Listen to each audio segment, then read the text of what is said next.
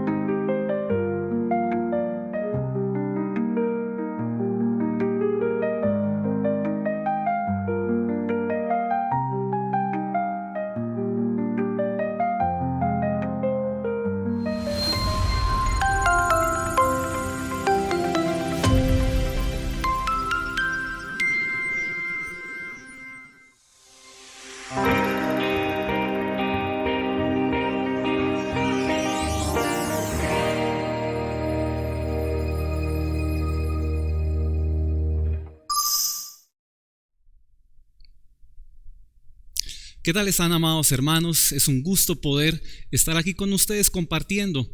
Y el día de hoy quisiera hablarles de un tema sumamente importante que quizás hemos escuchado antes, quizás nunca lo hemos escuchado, pero que creo que todos los cristianos y todos los que queremos seguir a Cristo debemos de comprender y debemos de considerar, ya que es un tema tan prevalente en la palabra del Señor. Esta va a ser una serie de 3 mensajes y vamos a compartirlos a manera de enseñanza más que una predicación o una exhortación. Esto va a ser más como un estudio, una enseñanza acerca del tema de la idolatría del corazón. Ese va a ser el tema que vamos a estar compartiendo por los siguientes 3 mensajes. Será sobre la idolatría del corazón. Y quiero tener en consideración a cada uno de los que están escuchando este mensaje. Quizás algunos de ustedes ya han escuchado mucho acerca de este tema y pues ya conocen en general lo que la Biblia habla al respecto, pero también pueden haber personas que nunca han escuchado acerca de lo que significa tener ídolos dentro de nuestro corazón. Y también quiero hacer este estudio lo bastante sencillo para alguien que está comenzando a aprender acerca de esto, que está empezando a caminar con el Señor, pero también poder arrojar luz en áreas en las cuales quizás no hemos visto a pesar de los muchos años que tenemos de estar siguiendo a Cristo y de lo que conocemos acerca de este tema en las Escrituras. Así que vamos a pedirle a Dios que nos dé la gracia para poder comprender y aplicar esta enseñanza, sea cual sea nuestro nivel de caminata con el Señor. Ya sea que hayamos estado ya caminando por mucho tiempo con Dios o que estemos comenzando a caminar con Dios, que podamos comprender este mensaje y aplicarlo correctamente en nuestra vida. El objetivo de cualquier enseñanza es la aplicación de la misma. Hay un dicho que dice que el propósito de de aprender no es ganar conocimiento, sino es la aplicación de ese conocimiento. Y vemos de que el Señor, aún en las Escrituras, es muy sabio, y muchas veces Él pone cosas en la Biblia y no las revela hasta cierto tiempo, porque Él sabe que no tienen ninguna aplicación quizás para las personas de una época. Un ejemplo de esto es en el libro de Daniel, cuando el profeta está recibiendo una de sus últimas revelaciones. Al final del libro de Daniel, en el capítulo 12, el profeta recibe una revelación de Dios, y hasta ese entonces todas las revelaciones que él había recibido de Dios le había brindado la explicación, la aplicación, pero en la última el Señor le dice: sella la profecía, y eso lo que significa es que esta profecía no se dé a luz o no se entienda. Y le dice el profeta: yo quiero entender la aplicación o el significado de esta revelación o esta profecía, pero yo le dice: no, sella esta profecía, porque no es para ti, no es para tu tiempo, eso es para el futuro, y pues tú vas a morir, vas a dormir y vas a recibir tu herencia, así que no te corresponde a ti la comprensión de estas escrituras. Y pues así en las escrituras hay muchas cosas que quizás Dios no nos revela de inmediato, quizás Dios no nos enseña las cosas de inmediato, pero para aquello que Dios sí quiere que apliquemos y sí quiere que entendamos, Dios nos da una explicación. Así que esta creo que es una de esas enseñanzas que todo cristiano necesitamos, sin importar el tiempo que hayamos caminado con Dios, sin importar la cercanía de nuestra relación con Dios. Es un tema que todos los cristianos debemos conocer. Y yo creo que cualquiera persona que ha leído un poquito de la Biblia podrá darse cuenta que el tema de la idolatría es un tema prevalente en todas las escrituras, desde Génesis hasta Apocalipsis. Es un tema recurrente en el Antiguo Testamento y en el Nuevo Testamento. Es un tema que tiene aplicaciones naturales y aplicaciones espirituales. Es algo que se aplica en lo material, pero también en lo espiritual. Así que es un tema sumamente importante. Es mencionado por la ley, por los profetas, por la historia bíblica del pueblo de Israel. Lo vemos en los evangelios, lo vemos en las epístolas, lo vemos en Apocalipsis. Está en toda la escritura. Así que cuando el Señor puso en mi corazón el deseo de estudiar este tema y de compartirlo, estaba un poco confundido y un poco abrumado, porque es un tema difícil de condensar. Y es un tema que tiene tantas facetas, y lo encontramos en tantos contextos y en tantas historias y bajo tantas circunstancias, que es un poco abrumador encontrar una sola línea de dirección en este tema. Y a veces pues lo podemos percibir desde diferentes ángulos y puntos de vista. Así que he estado considerando la manera más apropiada de compartir este tema con ustedes, queridos amigos y hermanos, y he pensado en hacerlo primero de manera que podamos revisar el panorama bíblico, lo que la Biblia en general, de principio a fin, nos habla acerca de la idolatría. Y después quiero que veamos un poco acerca de puntos clave, momentos clave y pasajes clave en las escrituras, en donde encontramos el surgimiento de la idolatría, las áreas donde más daño hace la idolatría. Y finalmente quiero que veamos cómo podemos vencer y tener victoria sobre la idolatría del corazón. Cómo podemos vencer este pecado que es tan aborrecible a los ojos de Dios.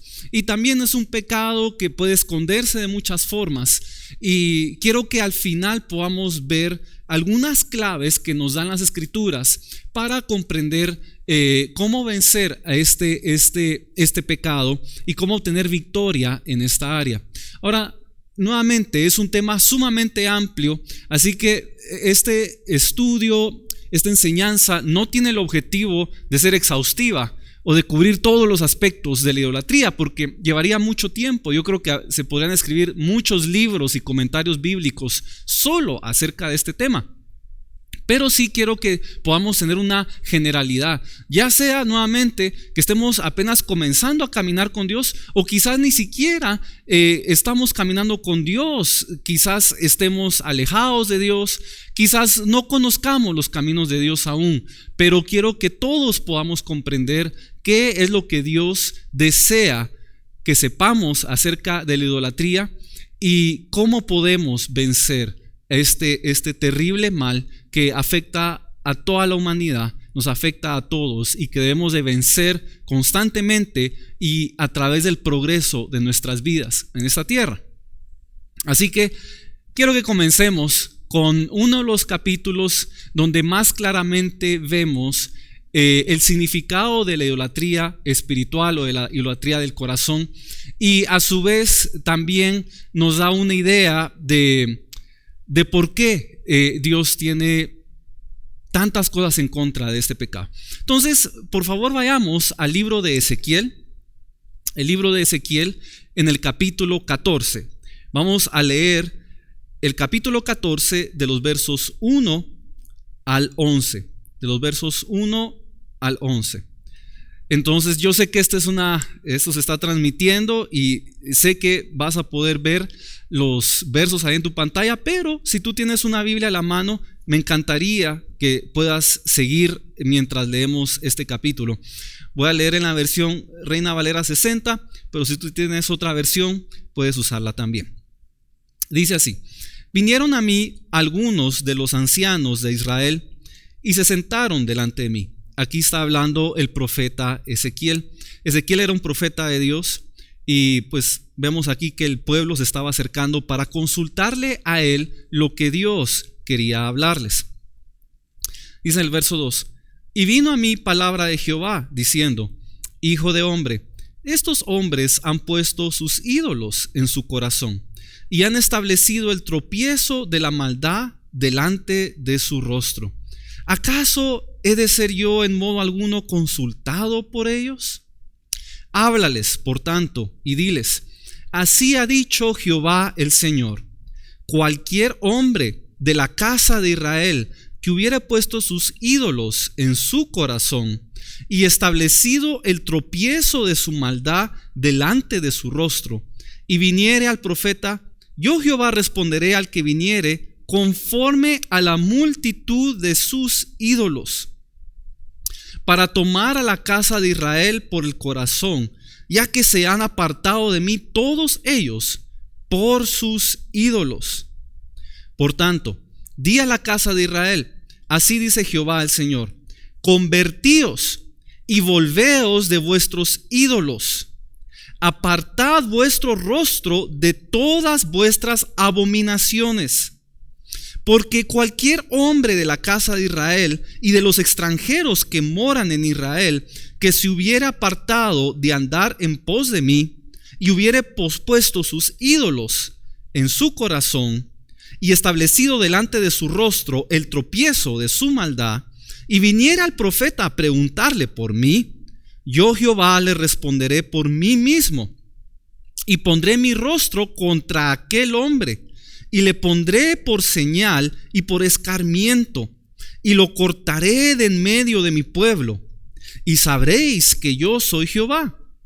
Y cuando el profeta fuera engañado y hablare palabra, yo Jehová engañé al tal profeta, y extenderé mi mano contra él, y lo destruiré de en medio de mi pueblo. Y llevarán ambos el castigo de su maldad. Como la maldad del que consultare, así será la maldad del profeta, para que la casa de Israel no se desvíe más de en pos de mí, ni se contamine más en todas sus rebeliones, y me sean por pueblo, y yo les sea por Dios, dice Jehová el Señor. Ok, esta es pues una porción de las escrituras muy interesante, porque Ezequiel es un profeta quien Dios ha llamado, es un profeta fiel. De paso, Ezequiel también era de la casa sacerdotal, es decir, él era un sacerdote también. Y Dios le empieza a hablar algo muy interesante acerca del pueblo de Dios. Ahora, ojo con esto, aquí está hablando de Israel, pero tenemos muy claro de las Escrituras que todo lo que le acontece al pueblo de Israel, es decir, todas estas historias, todo el Antiguo Testamento, la ley, los profetas, etcétera, todas estas cosas que competen al pueblo de Israel espiritualmente aplican para los cristianos de hoy. Todo aquel que sigue a Cristo, todo aquel que sigue al Dios de la Biblia, a Jehová, al Dios de las Escrituras, está sujeto espiritualmente a las enseñanzas que Dios nos da a través del pueblo de Israel. Entonces, cuando vemos aquí que le está hablando esto a Israel, no es solo al Israel físico, al Israel natural o al Israel del pasado, es para todos los cristianos, es para el pueblo de Dios. Dicho sea de paso, la palabra Israel significa príncipe de Dios.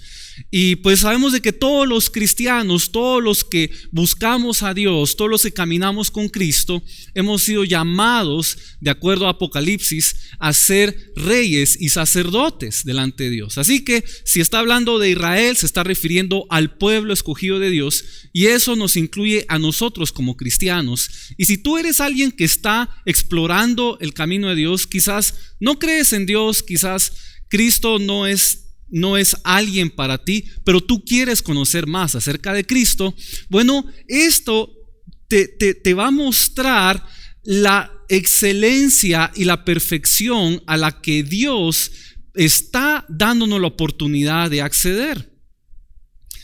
Muchos de los ídolos que encontramos en la Biblia son simplemente cosas que están estorbándonos en nuestra vida. Una de las expresiones que se utiliza en este pasaje es que los ídolos son un estorbo delante de nuestro rostro. Es un tropiezo, dice en el versículo 3. El ídolo es un tropiezo delante de nuestro rostro.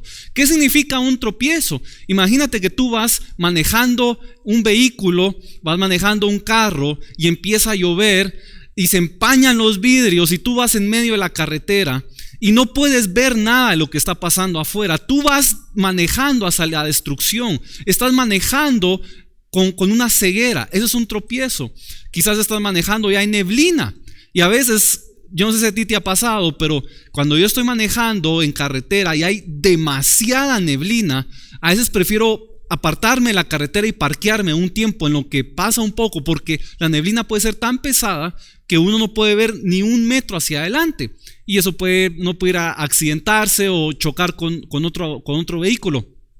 En fin, hay muchas cosas que pueden estorbar nuestro rostro, nuestra visión, nuestro caminar. Vamos en la vida caminando con ojos ciegos. Vamos en la vida caminando con algo que está estorbando lo que vemos. Y lo que esto provoca, lo que los ídolos provocan, es de que tropecemos constantemente y no podamos avanzar hacia el cielo, hacia la ciudad celestial a la cual Dios nos ha llamado, hacia la nueva Jerusalén que se nos describe en el libro de Apocalipsis, en especial en los últimos capítulos.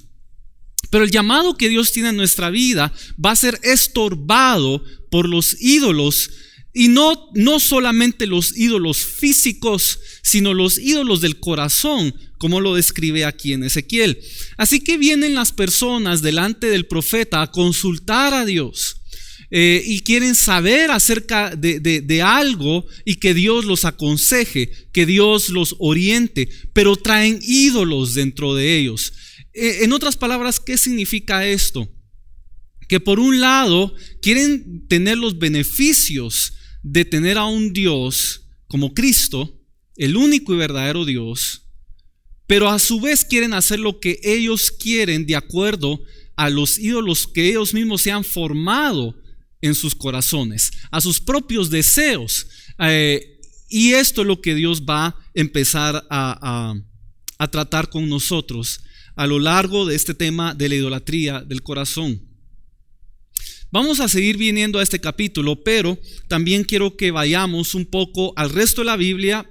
Quiero que veamos cómo esto lo encontramos en toda la Biblia, para que veamos la importancia y veamos que este tema de los ídolos del corazón es algo que se entromete en tantas áreas de la vida. No hay un solo contexto, no hay una sola situación en la cual podamos encontrar ídolos, sino los vemos en todos lados, metidos hasta en los últimos rincones de lugares donde menos sospechamos. Así que vamos al principio de las Escrituras, al libro de Génesis. Y en el libro de Génesis podemos ver quizás uno de los primeros encuentros de la idolatría del corazón. ¿Y qué significa la idolatría del corazón? Es simplemente poner algo, alguien o lo que sea por encima de Dios o al mismo nivel de Dios. El problema de la idolatría es muy repetitivo en muchos pecados. Es decir, hay muchos pecados que se pueden asociar con idolatría espiritual. Y uno de estos pecados fue pues el pecado que cometimos como seres humanos desde el principio. Y digo cometimos porque me gusta siempre aclarar de que cuando Adán y Eva pecaron, nosotros por mucho tiempo se ha tenido el concepto que ellos pecaron y nosotros heredamos el pecado de ellos. Y sí, eso es cierto, pero a la vez también nosotros pecamos junto con ellos. Vean, Dios es un Dios justo, y perdón, no me quiero desviar del tema, pero es algo que quiero hacer como un paréntesis. Dios es un Dios justo, y Dios no es un Dios que va a inculpar a alguien que no es culpable. Es decir, nosotros no vamos a resultar culpables de algo que no cometimos, sino Dios sería injusto. Eso creo que es algo que lógico, que tiene sentido. Ningún juez sobre la tierra ni en ningún lado, ningún juez va a inculpar a alguien por algo que no cometió. Así también Dios no nos va a inculpar por un pecado que no cometimos. Así que, ¿por qué entonces recibimos la herencia del pecado que cometieron desde Adán y Eva y todos los demás? Es porque al estar nosotros dentro de Adán y Eva, nosotros somos hijos físicos. Toda la humanidad somos hijos físicos de Adán y Eva. Y nosotros sabemos, si sabemos cualquier cosa de genética, es de que una de las características de los seres humanos es de que heredamos lo que somos. Naturalmente heredamos lo que somos. Heredamos características, heredamos actitudes, y espiritualmente también se heredan esas cosas. Y cuando Adán y Eva pecaron contra Dios, ellos no solo heredaron el pecado, sino demostraron que nosotros también pecamos junto con ellos. Déjenmelo ponérselo de esa forma. Si tú o yo, si cualquiera de nosotros hubiéramos estado en esa situación, ¿habríamos pecado o no habríamos pecado? Yo sé que ahorita muchos van a responder, bueno, no, yo nunca hubiera pecado, yo nunca hubiera tomado el fruto prohibido, o yo nunca le hubiera hecho caso a Eva, yo no hubiera hecho eso. Ok, está bien, puede ser que no lo hayas hecho, pero dime entonces, ¿por qué has pecado en otras cosas? ¿Alguna vez has pecado en tu vida? En lo que sea, aún en lo más mínimo. ¿Alguna vez has pecado? La respuesta es sí, todos hemos pecado en alguna otra cosa, aún en lo más pequeño.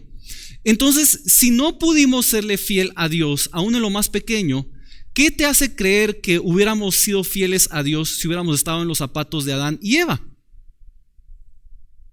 Adán y Eva, al parecer por mucho tiempo, no pecaron hasta que cometieron este pecado en comiendo el fruto prohibido. Entonces, ¿qué te hace pensar a ti que tú o que yo no hubiéramos caído cuando hemos caído ya en muchas otras cosas a lo largo de nuestra vida?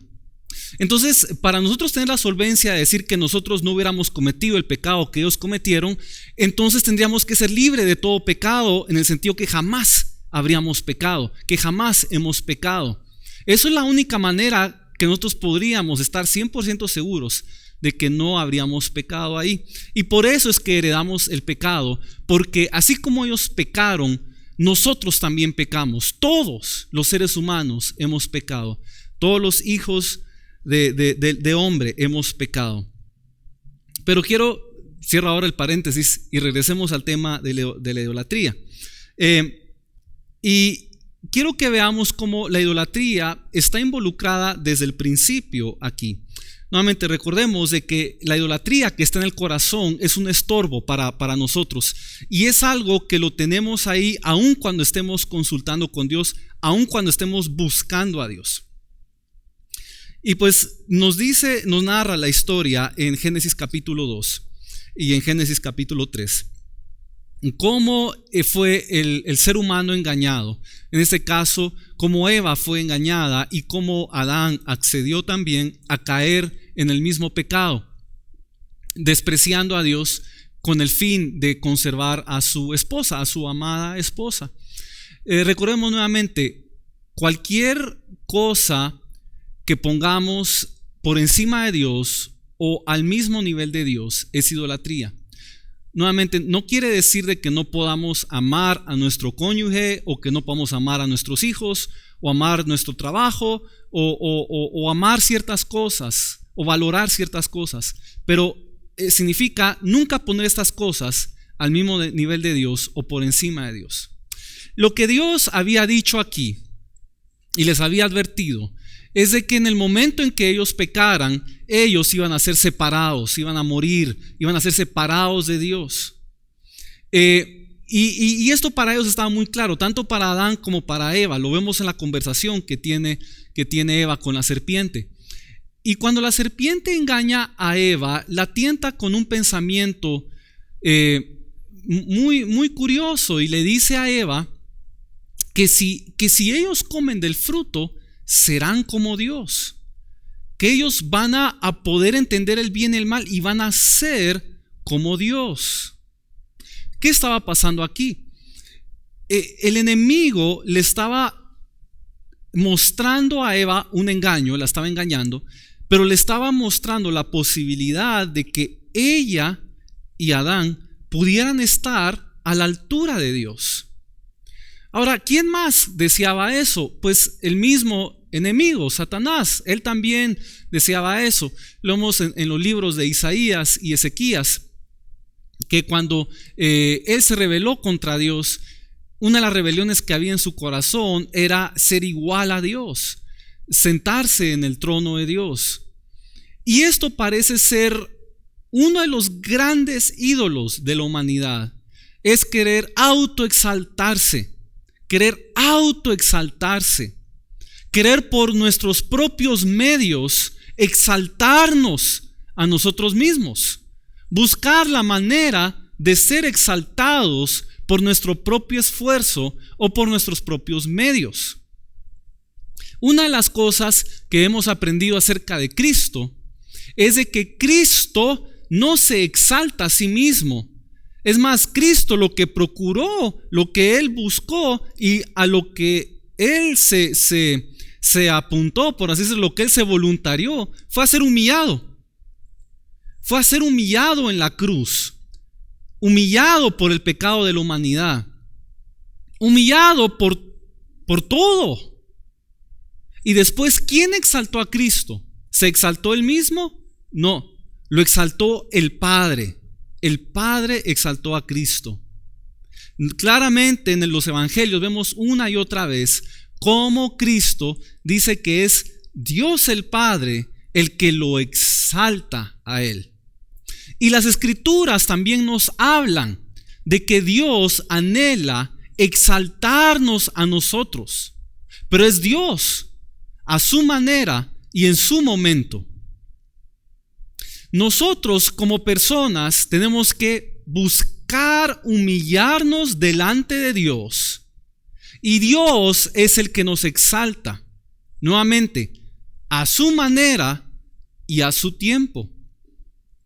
En el libro de Proverbios se nos habla mucho de la importancia de ser humildes, para ser exaltados, de cómo al humillarnos Dios nos exalta. Es una de las grandes lecciones que encontramos en la Biblia y en especial en el libro de Proverbios. Pero Eva aquí es tentada con la idea de no ser exaltada por Dios, sino que ve la posibilidad de ella encontrar la manera de ser exaltada y estar al nivel de Dios. En las Escrituras, una de las cosas que vemos es que Dios anhela levantar a un pueblo, levantar a una iglesia y exaltarla. El apóstol Pablo nos habla acerca del misterio de la iglesia, de los cristianos, como un conjunto, siendo la esposa de Jesucristo. Es decir, todos los cristianos como conjunto, Dios desea que crezcamos, y todas las personas que vienen a Cristo y se sujetan a Cristo y siguen a Cristo, Dios desea exaltarlos, trabajarlos, purificarlos, perfeccionarlos como un solo cuerpo para que se desposen con Cristo. Y esto conlleva la idea de ser como Cristo.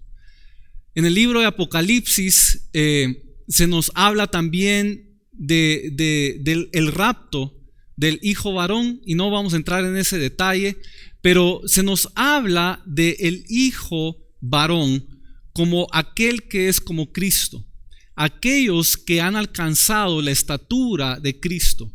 Pero esto se alcanza a través del trabajo que Dios hace pacientemente en nosotros. Es un trabajo que para perdurar tiene que conllevar un proceso largo muchas veces y que conlleva paciencia. El libro de Proverbios nuevamente dice que toda riqueza que se procura rápidamente o que se alcanza de la noche a la mañana no dura. La riqueza que realmente vale es aquella que lleva un proceso, aquella que cuesta, aquella que lleva sacrificios. Y ese es el proceso a través del cual Dios lleva a su iglesia para hacernos conforme a la imagen y semejanza de Cristo, para hacernos como es Cristo. Como cristianos tenemos la meta de ser como Cristo, de ser como el Señor, de imitar a Cristo en todas las cosas, de parecernos a Él, de tener su espíritu, de tener su mente, de tener su corazón, de tener su unción, de tener su palabra, su conocimiento, de ser como Cristo. Esa es la meta que tenemos como cristianos, alcanzar a Cristo, ser como Él, ser parte de Él. Pero eso es algo que Dios va a trabajar en nosotros y Él va a formar a través de la vida, a través de sacrificios, a través de pruebas, a través de todo tipo de herramientas que Dios va a usar para llevarnos a ese punto de gloria. Y lo que aquí Eva está aceptando es que ella desea exaltarse. Hay un ídolo en su corazón y el ídolo se llama yo. El ídolo se llama yo quiero ser como Dios. Y quiero ser como Dios ahorita. Yo quiero disponer, yo quiero entender todo lo que Dios entiende. Yo quiero tener el poder que tiene Dios. Yo quiero hacer esto, yo quiero hacer lo otro.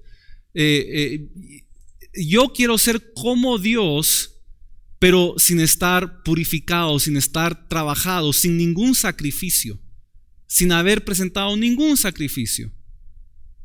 Y muchas veces vemos que todo ser humano tiene el deseo de vivir para siempre, tiene el deseo de tener poder, tiene el deseo de poder enseñorearse sobre otras personas, pero no quieren sujetarse a Dios.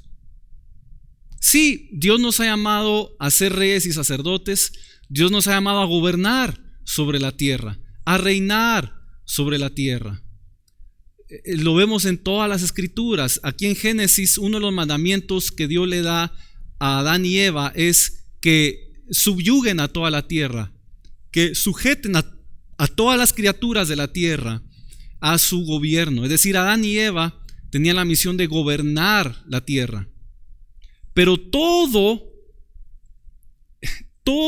es lícito, por decirlo así, si lo hacemos a través de Dios. Si lo hacemos a través de los mandamientos de Dios. Si lo hacemos fuera de los mandamientos de Dios, ya no nos es lícito.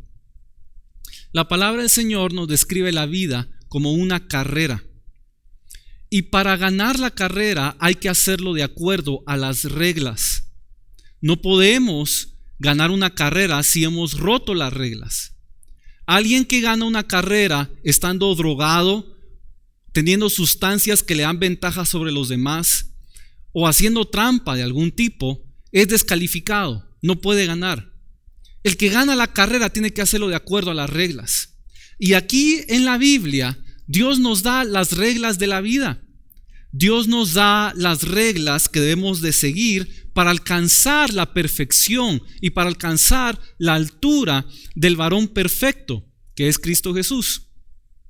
Si tratamos de hacerlo fuera de las reglas que Dios nos ha dado, fuera de sus instrucciones, entonces vamos a ser descalificados. Y eso fue lo que le sucedió a Adán y a Eva. Fueron descalificados.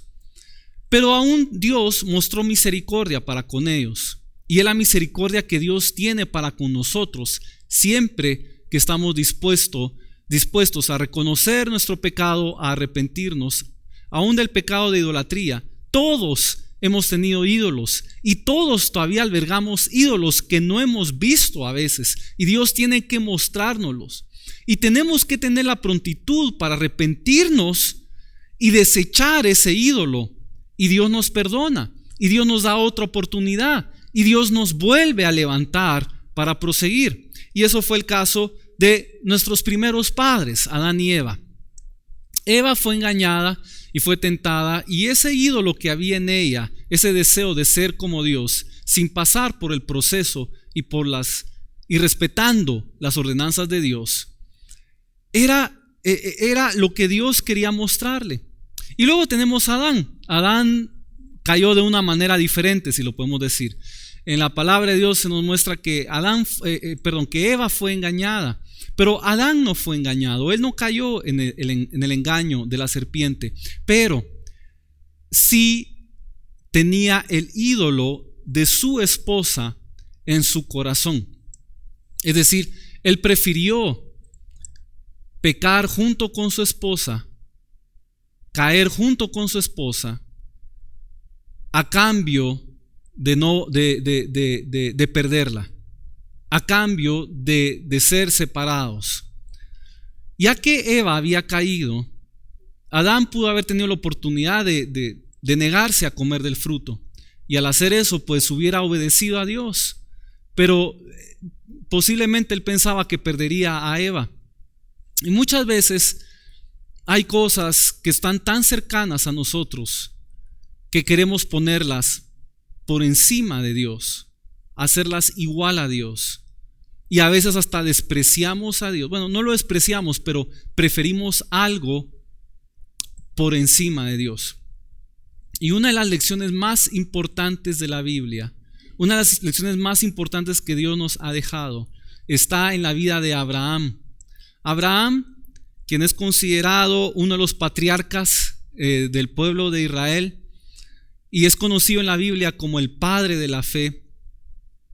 Él estuvo dispuesto a sacrificar a su propio hijo con tal de obedecer a Dios.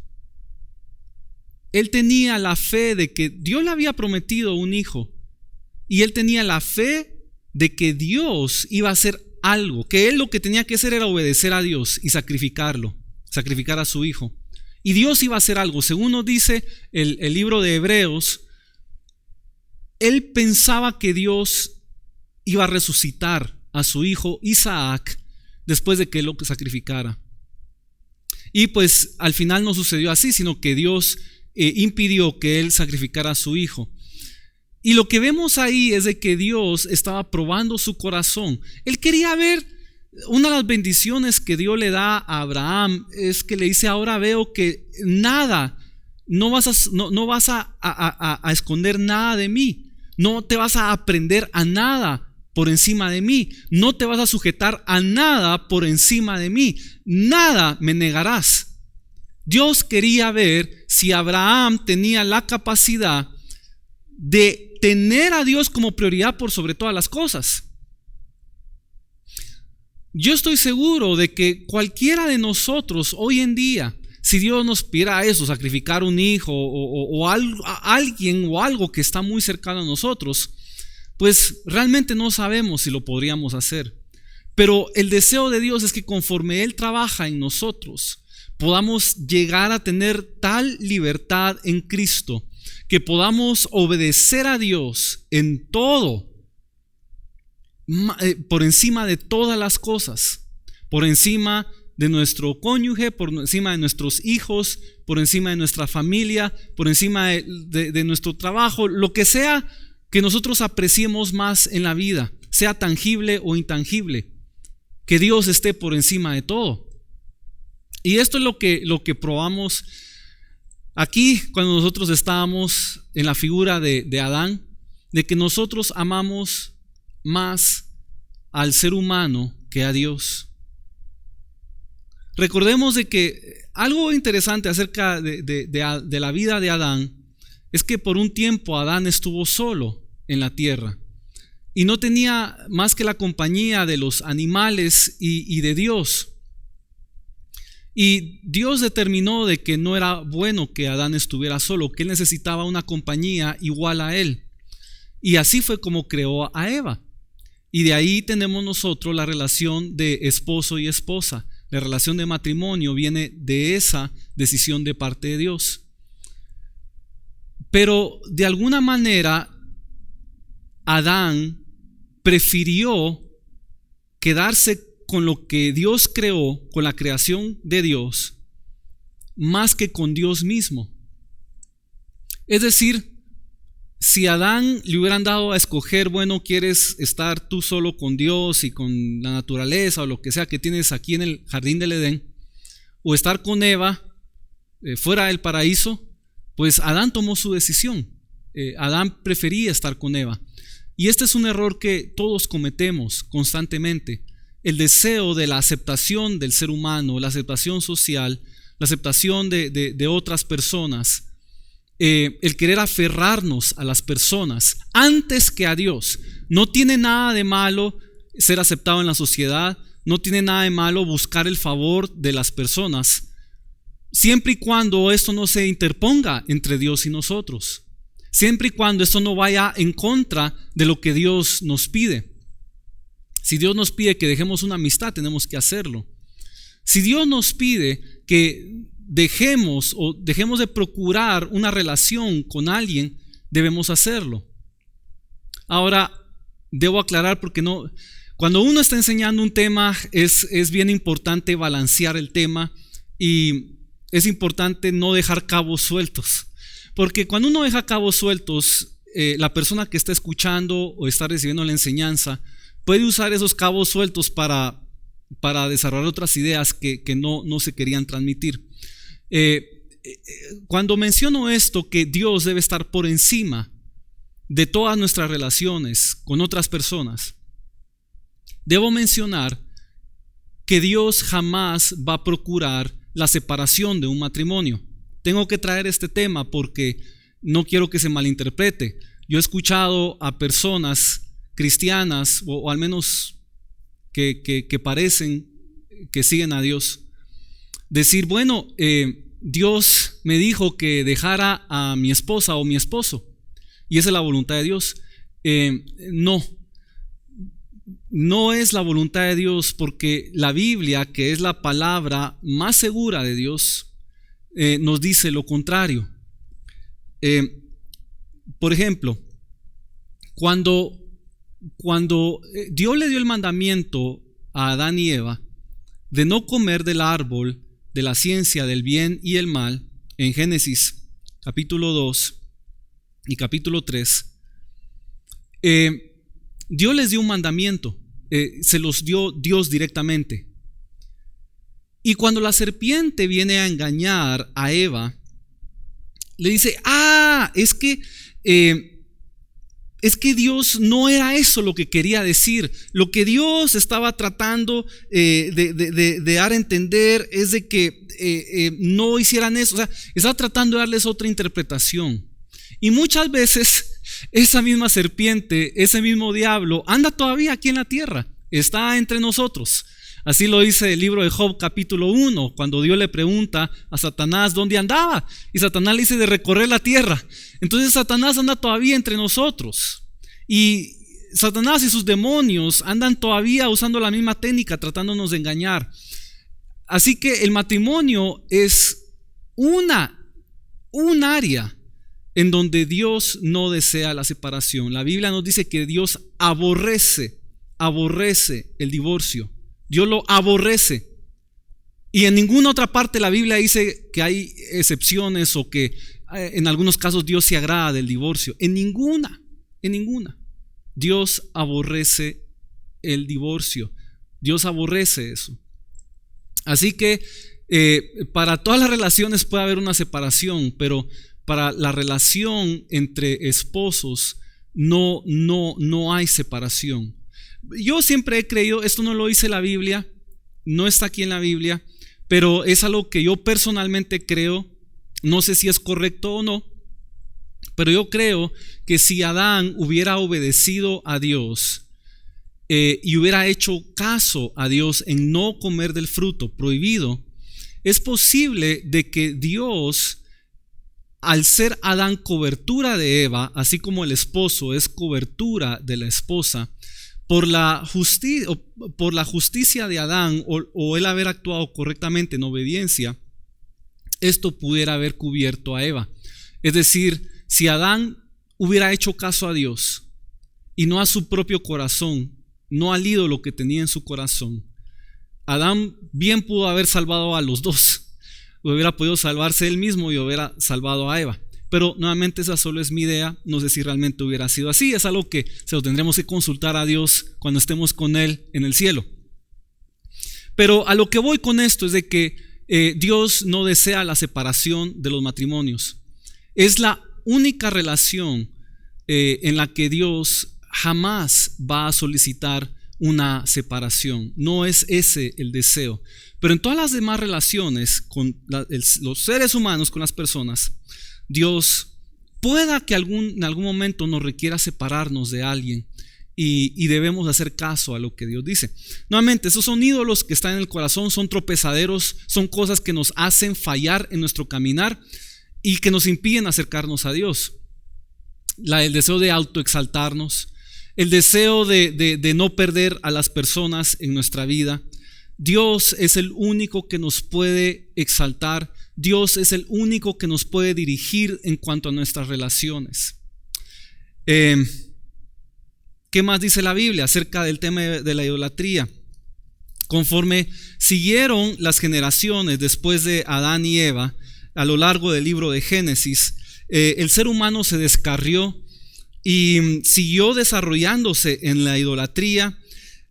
Hace unos días atrás escuchamos una enseñanza del pastor Ricardo en donde él mencionaba cómo había un personaje llamado Lamec, que venía de la raíz de Caín, era un descendiente de Caín. Y pues este personaje tuvo hijos y uno de sus hijos fue de los primeros que empezó a forjar ídolos de metal, de bronce, etc. Y la humanidad se siguió entonces cayendo en la idolatría hasta que vino el diluvio. Cuando llega el diluvio, Dios destruye a toda la humanidad, sobrevive solo Noé y su familia. Creo que es una historia que todos conocemos. Y después de la supervivencia de esta familia, Dios les da la orden de multiplicarse nuevamente y volver a llenar la tierra, y pues empiezan nuevamente a tener hijos y empiezan a venir las generaciones, y eventualmente nos topamos con la historia de la Torre de Babel.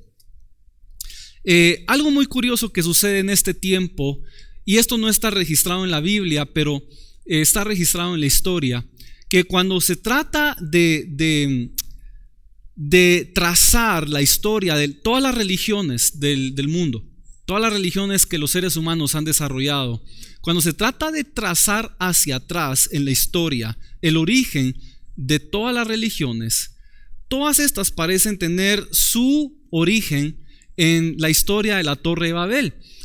Esta Torre de Babel después se desarrolló en la ciudad que conocemos como Babilonia. De ahí viene su nombre. Babilonia viene de la Torre de Babel. Y una de las cosas que sucedió en la Torre de Babel es de que la humanidad estaba queriendo nuevamente huir del poder de Dios. Querían autoexaltarse.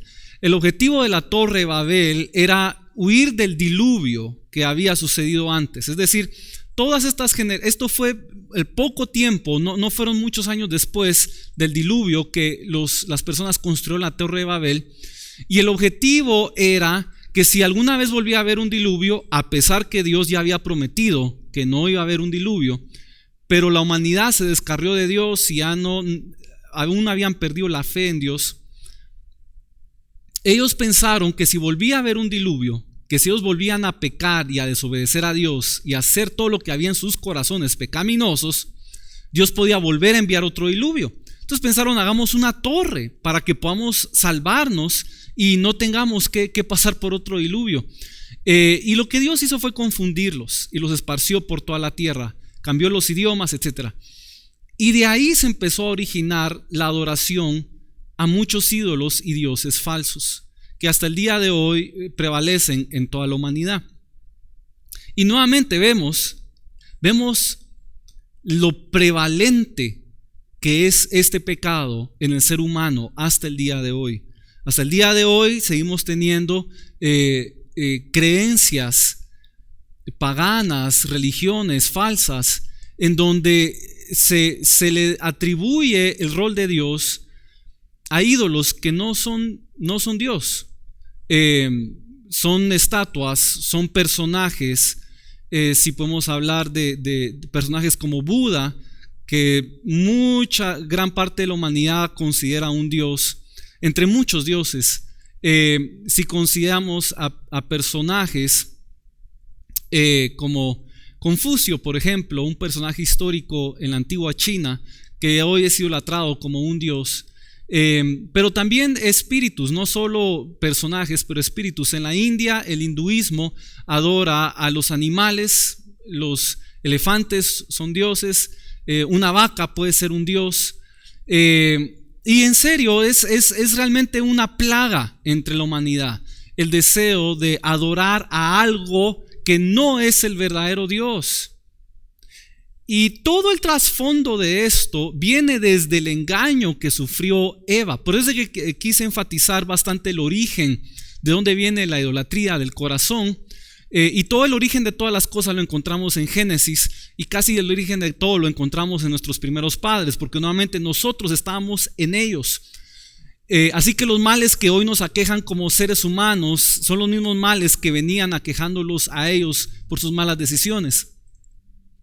Y Eva, en su deseo de querer ser como Dios, sin la autorización de Dios o sin la aprobación de Dios, es lo que hoy nos tiene levantando ídolos, tanto físicos afuera como dentro de nuestro corazón, porque lo que queremos es nosotros ser dueños y amos de nuestro destino, como que si fuéramos dioses de nuestra propia vida, sin consultar la voluntad de Dios, sin tener que sujetarnos a Dios. Saben de que realmente yo personalmente pienso que Dios había revelado muchas cosas a Adán y Eva en la relación personal que él tenía con ellos. Y yo no lo sé, pero quizás ellos ya entendían que Dios deseaba desarrollar un pueblo al que él pudiera exaltar, al que él pudiera desposar con Cristo y al que él pudiera hacer a la imagen y semejanza de Dios, hacerlo como él es. ¿Por qué entonces Eva decide tomar este otro camino en el que ella creía que podría ser como Dios. Porque ella quería ser como Dios sin estar dependiendo de Dios. Y esa es la historia de todos nosotros como seres humanos. No queremos depender de Dios. Queremos depender de nosotros mismos. Queremos hacer lo que nos place, pensar como nos place, hacer como nos conviene. Todos nosotros. Y esa es la razón por la cual erigimos ídolos. Cuando alguien se construye un ídolo, todos saben que ese ídolo no tiene poder, ya sea de madera, de piedra, de oro. Cuando erigimos un ídolo en nuestro corazón, ese ídolo no tiene poder, pero nos hace pensar que tenemos un Dios al cual podemos manipular, al cual podemos manejar, y un Dios que nos va a dejar hacer todo lo que queremos, en vez de sujetarnos al único y verdadero Dios. Y esa es la historia de cómo la humanidad se desenfrena en todo tipo de idolatría. Después vamos a seguir avanzando rápidamente. Quería concentrarme más en el origen para que podamos relacionarnos nosotros como personas con este mal, que entendamos por qué es que caemos en este mal. Y ahora vemos el resto de la Biblia rápidamente. Vamos a ver cómo se sigue desarrollando la idolatría en el resto de la Biblia. Vemos uno de los primeros casos más fuertes de idolatría, cuando el pueblo de Israel, después de que Dios los libra, el verdadero Dios hace todos los milagros, les demuestra que Él es Dios, que Él es verdadero. Vienen ellos y piden hacerse un becerro de oro, hacerse una imagen, y dicen que adoran a esa imagen como Dios. Desobedecen a Dios, Dios se molesta y empieza una serie de maldiciones para el pueblo de Israel que hasta la fecha siguen sufriendo. Luego en el libro de Levítico, Dios empieza a dar instrucciones muy específicas en contra de la idolatría. Dios empieza a tratar ya de una manera muy sistemática para evitar la idolatría. Luego, cuando viene la conquista y el pueblo de Israel entra finalmente a Canaán, vemos que uno de los principales mandamientos de Dios hacia Israel era destruir a los pueblos, pero a sus ídolos principalmente. A sus ídolos principalmente. El objetivo de Dios era destruir todos los ídolos de los pueblos cananeos, junto con los pueblos. Ahora alguien dirá, ¿por qué tenían que ser destruidos los cananeos? Porque ellos ya tenían la idolatría tan arraigada en su corazón que tanto el ídolo como el adorador de ese ídolo tienen que destruirse. ¿Se recuerdan lo que leímos al principio en Ezequiel 14? En Ezequiel 14. Dios va a destruir a la persona junto con su ídolo si no se arrepiente. Y una de las cosas que vemos acerca de los cananeos, de todos los pueblos que habían en la tierra de Canaán, es de que Dios les había dado oportunidad para arrepentirse. Durante la época en que Abraham habitó entre los cananeos, ya los cananeos eran idólatras, muy paganos. Ya existían ciudades como Sodoma y Gomorra, que eran sumamente malas. Los pueblos se habían degenerado por completo. Y Dios le dice a Abraham de que aún no ha llegado la maldad a su máximo, y por lo tanto le va a dar más tiempo a los cananeos. Pero para cuando los israelitas llegaron a Canaán, ya el tiempo de la maldad de los cananeos había llegado a su máximo. Entonces Dios decide destruir a los cananeos junto con sus ídolos. Después que se realiza la conquista, en el libro de Jueces empezamos a ver otra vez el tema fuerte de la idolatría, que Israel empieza a adoptar los ídolos de sus enemigos, los ídolos de Canaán. Y es irónico de que después de que Dios nos ha librado de tantas cosas a nosotros en nuestra vida personal y nos ha sacado de tantas cosas, nosotros querramos desear esas cosas otra vez, que nosotros tengamos todavía guardado en nuestro corazón las maldades de nuestro pasado o la maldad que hemos visto en otras personas. Hay una razón por la cual Dios constantemente nos dice que no envidiemos al malo, no envidiemos al malo, porque no podemos adoptar los ídolos que personas malvadas tienen en sus corazones. No debemos hacer eso. Pero bueno, el pueblo de Israel empezó a adoptar a estos ídolos. Dios trajo muchísimos juicios y el pueblo de Israel vivía en un constante abandono de los ídolos, pero luego cuando ya Dios los bendecía, volvían a adoptar a esos ídolos y era algo realmente descontrolado. Y muchas veces nosotros estamos así. Dios nos castiga para nuestro bien, abandonamos a esos ídolos, pero luego que ya estamos bendecidos y estamos bien, volvemos a caer en esa idolatría. Yo creo que como cristianos todos hemos visto personas que cuando están pasando tiempos difíciles están fieles a Dios, ahí están buscando a Dios, pero nada más se quitan las dificultades y vienen tiempos de paz, de riqueza, de bonanza, de prosperidad, de plenitud y se desvían de Dios, empiezan a buscar a otros dioses. Desviarse de Dios es idolatría, porque como seres humanos siempre vamos a adorar a algo. Fuimos creados para adorar. Dios nos creó, nos diseñó, nos programó, nos hizo para adorar. Así que no tenemos opción. Por más que no querramos, vamos a tener que adorar a alguien o a algo. Lo correcto es adorar a Dios.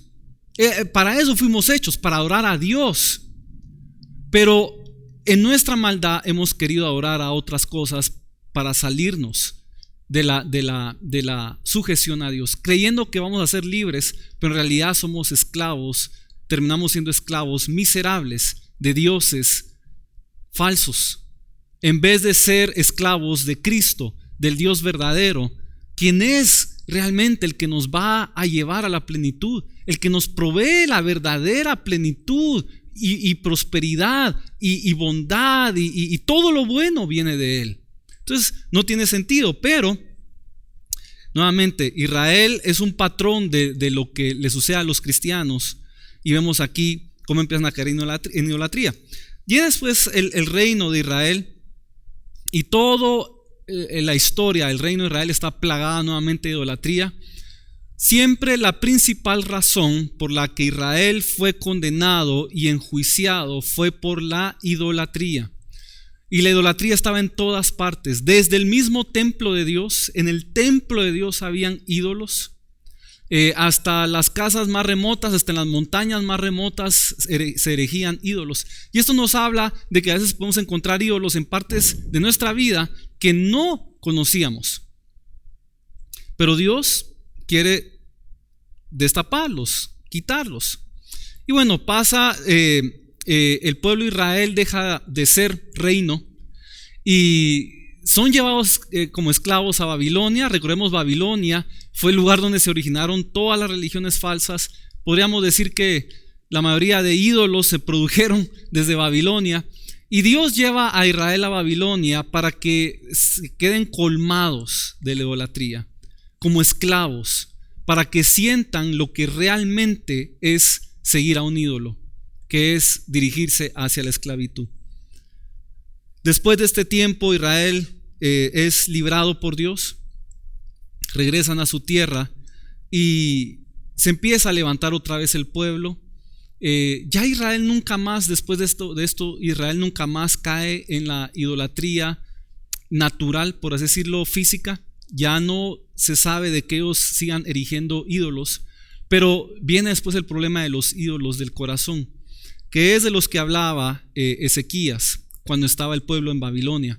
Ya no tenían sus ídolos físicos, pero todavía habían ídolos en el corazón. Y ahí es cuando ya entramos a la era del Nuevo Testamento y Cristo viene a empezar a limpiar a su pueblo de esta idolatría del corazón. El pueblo estaba empezando a idolatrar los sacrificios, a idolatrar a los líderes. Estaba empezando, interesantemente, estaba empezando a idolatrar la misma Biblia. Los líderes religiosos de Israel ponían la Biblia por encima de la relación con Dios, por encima de lo que Dios realmente estaba diciendo. ¿Y qué significa poner la Biblia por encima de lo que Dios realmente dice? Pues es tergiversar la Biblia, es malinterpretarla. una de las cosas por la que Cristo más condenó a los líderes judíos es porque tergiversaban la Biblia y hacían que sus propias leyes estuvieran por encima de las leyes de Dios. Entonces empieza a ver el Señor cómo limpiar a su pueblo de esta idolatría espiritual, y luego empieza la era de la iglesia, la cual podemos ver en el libro de Hechos y en el resto de las epístolas de los apóstoles. Y durante los inicios de la iglesia, uno de los ataques más fuertes sobre la iglesia eran las falsas doctrinas, herejías, cosas que no eran ciertas. Muchos trataban de hacer a Jesús de menos, que Cristo Jesús no era Dios, sino era solo un hombre. Nuevamente esto es idolatría, porque están tratando de exaltarse ellos como seres humanos al mismo nivel de Cristo, y eso es idolatría. Empiezan a haber todo tipo de engaños. Nuevamente, idolatría, porque cuando el ser humano cae en un engaño es porque hay un ídolo ahí que está estorbando su rostro, no lo está dejando ver bien y cae en el engaño. Y finalmente llegamos a Apocalipsis, el último libro de la Biblia, en donde vemos una idolatría espiritual que está en todo su fulgor. Se levanta el anticristo, que es un gran ídolo, se levanta el falso profeta que da adoración a ese ídolo, se levanta la falsa iglesia que lo describe en Apocalipsis 17 como la gran ramera, que es una falsa religión, madre de abominaciones y idolatría. Y en Apocalipsis, que nos habla de los tiempos del fin, vemos entonces cómo Dios empieza a hacer una separación. Incluso Dios hace la advertencia que todo aquel que adorare a la bestia, que es el gran ídolo del fin de los tiempos, va a ser condenado para siempre. Es decir, personas que deciden irse por un ídolo en vez de irse por Cristo van a ser condenados para siempre. Recordemos, seguir a Cristo lleva sus sacrificios. Muchos van a seguir a este ídolo falso, a esta bestia. La van a seguir por temor de sus propias vidas, porque idolatran sus vidas más que la obediencia a Dios. Miren, nuestra vida no puede estar a la altura de la importancia de los mandamientos de Dios, ni por encima. Por lo tanto, en estos tiempos del fin, muchos van a poner sus propias vidas por encima de la voluntad de Dios, y eso los va a guiar a la bestia y al falso profeta y al dragón que nos habla Apocalipsis. Y luego viene Cristo finalmente para reinar en la tierra y poner su gobierno y ser Dios de toda la tierra para siempre. Todavía hay una parte donde Satanás es liberado y engaña a mucha gente, pero finalmente Dios trae el cielo nuevo y la tierra nueva, y en esta nueva creación pues ya finalmente el pecado de la idolatría ha sido purgado. Pero es un pecado que es purgado durante nuestra vida, durante nuestro caminar en esta tierra. Así que pidámosle al Señor ser limpiados de la idolatría, ser purgados de nuestros propios deseos, de ya no querer lo que nosotros queremos, sino querer lo que Dios quiere. Ya no nuestra voluntad, sino la de Dios. Que ya no vivamos nosotros, que nosotros muramos y todo a nuestro alrededor muera, y que solo Cristo pueda vivir y exaltarse en nosotros. Amén. Vamos a cerrar con una oración. Señor, te damos gracias por la oportunidad que nos das de buscar tu rostro.